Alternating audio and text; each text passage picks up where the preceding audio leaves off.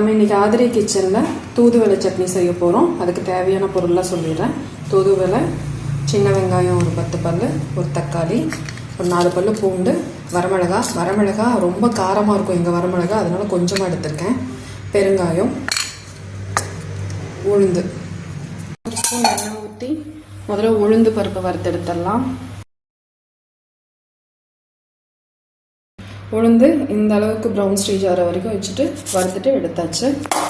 இப்போது பெருங்காயம் வறுத்து எடுத்துகிட்டு பொடிச்சிக்கலாம். சின்ன வெங்காயம் எண்ணெயில் போட்டாச்சு. இப்போ நல்லா இது ப்ரௌன் கலர் ஆகிற அளவுக்கு வதக்கிக்கலாம். இப்போ இது கூடவே வரமிளகா போட்டுடலாம்.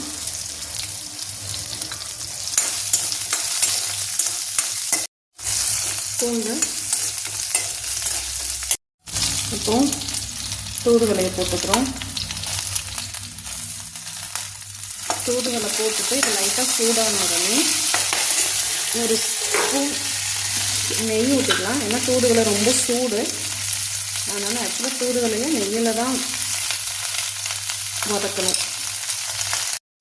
தூதுவளை நல்லா வதக்கியாச்சு. இப்போ நம்ம ஒரு தக்காளி கட் பண்ணி சேர்த்துக்கலாம். ஒரு தக்காளியை போட்டுடலாம். கொஞ்சம் தேவையான அளவு உப்பு போட்டுக்கலாம். நம்ம தூதுவளை சட்னிக்கு வதக்கி வச்ச எல்லாம் இதில் இருக்குது. இப்போ நல்லா ஆறிடுச்சு. மிக்ஸி ஜாரில் மாற்றி அரைச்சி எடுத்துக்கலாம்.